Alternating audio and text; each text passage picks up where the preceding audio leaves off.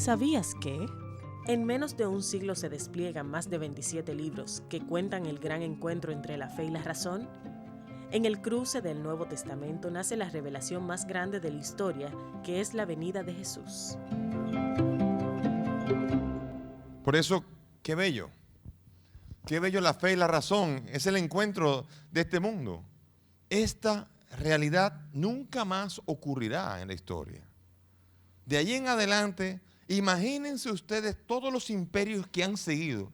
Yo quiero que se imaginen a Jesucristo viniendo ahora en el siglo XXI a Israel, a Jerusalén. Imagínenselo.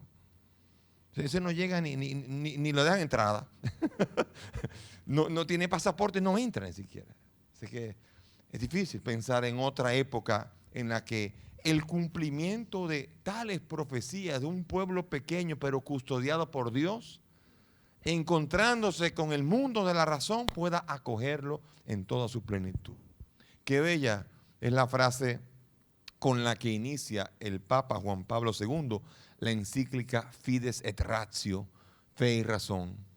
Miren lo que dice: la fe y la razón son como las dos alas con las cuales el espíritu humano se eleva hacia la contemplación de la verdad. Aprender a entender que no son enemigas. Hemos puesto como enemigos, y quien pone como enemigo la fe y la razón, esa persona o es grecorromano o es israelita, pero definitivamente no ha entendido la belleza de la fe y la razón como las dos alas que le permiten al espíritu humano tener la contemplación de la verdad. Contemplar a Jesucristo es aprender a descubrir la fuerza que hay en la presencia de Cristo, en esa historia, en esa plenitud de los tiempos, y que es capaz de planificar mi historia y es capaz de darle sentido a la mía. Encuentro de dos mundos, eso es el Nuevo Testamento y es una belleza. Bien, entonces vamos al tema central del Nuevo Testamento y de la Biblia. ¿Cuál es el tema? Mucha gente dice que la Biblia es cristocéntrica. ¿Han oído esa frase, no? La Biblia es cristocéntrica. Le voy a hacer la pregunta a ustedes. ¿La Biblia es cristocéntrica, sí o no? No se me enfade ninguno. La Biblia no es cristocéntrica. Cristo no está en el centro de cada libro de la Biblia aquí. No está aquí. No es eso, no es así. Ahora, si uno pregunta sobre si Jesucristo está en el Nuevo Testamento, si el Nuevo Testamento es cristocéntrico, definitivamente sí. La persona de Jesucristo es el centro de todo lo que será el mundo y los libros del Nuevo Testamento. Libros del Nuevo Testamento que van a ser formas de predicar a un mismo Jesucristo. Todos los 27 libros van a ser libros orientados a la persona de Jesucristo. Ahora, Jesucristo también definitivamente, en Jesucristo, la Biblia entera va a encontrar toda su plenitud. Si la historia de Israel encuentra su plenitud en la venida de Cristo, entonces definitivamente, volviendo otra vez al esquema promesa, cumplimiento, Jesucristo no es el centro de la Biblia, pero es el culmen de la Biblia. Es en el que la Biblia encuentra toda su explicación, toda su plenitud. Y a la luz de Cristo es como podemos leer cualquiera de los pasajes del Antiguo Testamento, como lo va a hacer constantemente San Pablo. San Pablo es impresionante, porque el pueblo de Israel pasaba por el desierto y en una Moisés golpea la roca, ¿se acuerdan? Golpea la roca y sale agua y el pueblo pudo beber y no murió. Y San Pablo dice, y esa roca era Cristo. Dice, esa roca era Cristo. Porque el pueblo ahora golpea sobre la roca y la roca es Cristo. Y qué hermosa capacidad de ver la prefiguración de todas las realidades del Antiguo Testamento en el Nuevo. Leerlo así es bello. Pero no es el centro de la Biblia, pero sí es la plenitud de ella. Y por esto Jesucristo definitivamente va a ser para nosotros el cumplimiento de todas las expectativas que tenía el pueblo de Israel. Quizás podemos hablar de la Biblia de un tema en común. ¿Cuál sería el tema que recorre la mayor parte de la Biblia? ¿Cuál sería? Sería el tema de la alianza. La alianza es un tema interesante. Porque la alianza es la relación de Dios con los pueblos. Y la Biblia constantemente va a estar haciendo referencia a la relación de Dios con su pueblo. Y las diferentes épocas son diferentes maneras de mostrar cómo se va relacionando Dios con su pueblo. Primero está la alianza de Abraham. La alianza de Abraham es una promesa. Él se circuncida. Con la circuncisión viene la alianza. Y ahora el pueblo de la alianza es el pueblo de los circuncidados que han purificado el corazón. Representado en un lugar muy difícil. Pero bueno, aquí hay un problema todavía. Las mujeres quedan excluidas de esta alianza. Las mujeres quedan excluidas. Y eso es serio. Si ustedes van a Florencia y van a ver en una obra muy hermosa que es la obra del David. La obra del David para ustedes es una obra bellísima, pero un judío se escandaliza con ella. Una mamá una vez con su hijo viendo el David, el niño que miró a David desnudo y dijo, mamá, pero no tiene la alianza. David no está circuncidado. Miguel Ángel no circuncidó a la estatua y dejó a David incircunciso. Y tenía todo un sentido, porque no fue un descuido, ni porque no sabía de la historia, sino porque ahora en Cristo no hay circunciso, ni David, ni Abraham, ni nadie. Todos son en Cristo uno. Y por esto lo que pretende proclamar en el arte Miguel Ángel para los judíos que la circuncisión es sí, porque lo dijo Yahvé, sí y punto. Es un escándalo. Sigue siendo escándalo. Los que tienen a Israel detrás de la oreja se siguen escandalizando todavía con la realidad de la nueva comprensión de la historia a la luz del mismo Jesucristo. Después vendrá la historia, la alianza nueva, otra nueva alianza, no la nueva, otra alianza que será la alianza de Moisés, la del Sinaí. La del Sinaí es una alianza que va a reclamar comportamiento. No tendrás otros dioses, no matarás, no robarás, no cometerás adulterio, no codiciarás los bienes ajenos. No. Como si fueran a un joven, le está comenzando a poner reglas al pueblo. El pueblo está creciendo y hay que ponerle reglas. Y la nueva alianza es, si ustedes se conducen observando mis reglas, yo seré su Dios y ustedes serán mi pueblo. Éxodo 19, del 3 al 8. Ustedes serán mi pueblo si obedecen lo que yo les digo. ¿Qué hace Israel? Ni lo va a cuestionar. Lo dijo Yahvé, punto.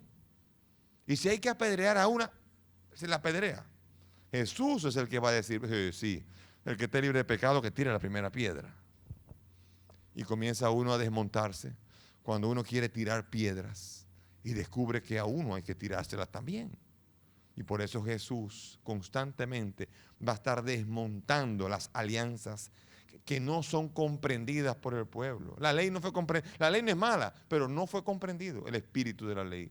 La circuncisión no es mala, pero no fue comprendido el espíritu de la circuncisión y de la alianza de Abraham. Y así, lo que iban diciendo los profetas es, así no va la cosa. Porque el pueblo quedó en su pacto que iba a obedecer lo que le dijo Dios y no lo ha obedecido. Así que según el pacto, como un fiscal dice, el pacto dice que si usted no obedece, ese no es su Dios. Ustedes dejaron de tener a Dios. Eso es serio. Y así los profetas Ezequiel y Jeremías van a ir anunciando esto. Y por esto entonces va a venir Jesucristo. Y Jesucristo, sentado con los discípulos, va a decir una palabra que ustedes oyen todos los domingos y todas las veces que van a la misa. ¿Qué dijo Jesucristo? Este es el cáliz de la nueva alianza. Una nueva alianza pactada en la sangre de Cristo. Un nuevo pacto. Un pacto que iba a ser eficaz. Un pacto nuevo. Un pacto en el cual ahora se hace plena la relación de Dios con su pueblo. Esa es la belleza de este camino en donde en la llegada de Jesucristo, la alianza no fue eliminada, sino que la alianza se hizo plena, la alianza se hizo completa. La alianza se hizo, si bien es cierto que Dios era el Dios del pueblo, ahora el pueblo era el pueblo de su Dios, porque con la gracia de Cristo, justificados podían vivir tal como Dios les pedía y esperaba de ellos. La nueva alianza se torna eficaz.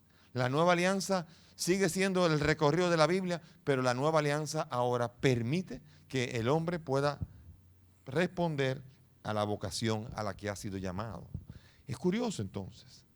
Quiere decir que la cajita la tenían estos y la llave la tenían estos. Israel tenía una fe que no sabía qué hacer con ella y durante tiempo la ley se lo encuadriculó, se lo encuadró. Ellos vivieron la ley sin saber por qué estaban viviendo y los otros comenzaron a razonar y a organizar el mundo sin saber por qué lo estaban organizando. Se encuentran esos dos mundos y se encuentran el cerrojo y la llave. Y aquí, en el cruce del Nuevo Testamento, nace la revelación más grande que en la historia de la humanidad pueda existir, que es la revelación de Jesucristo. El Antiguo Testamento y el Nuevo tienen diferencias. El Antiguo Testamento es el legado de la desobediencia. Es un despliegue todo el Antiguo Testamento de cómo el hombre desobedeció constantemente. El Nuevo Testamento, por el contrario, es un retorno a la capacidad de obedecer a Dios. El Nuevo Testamento abre el horizonte del hombre. Por eso Romanos 5 dice, en efecto, así como por la desobediencia de un solo hombre, todos fueron constituidos pecadores, así también por la obediencia de uno, todos serán constituidos justos. El Antiguo y el Nuevo Testamento.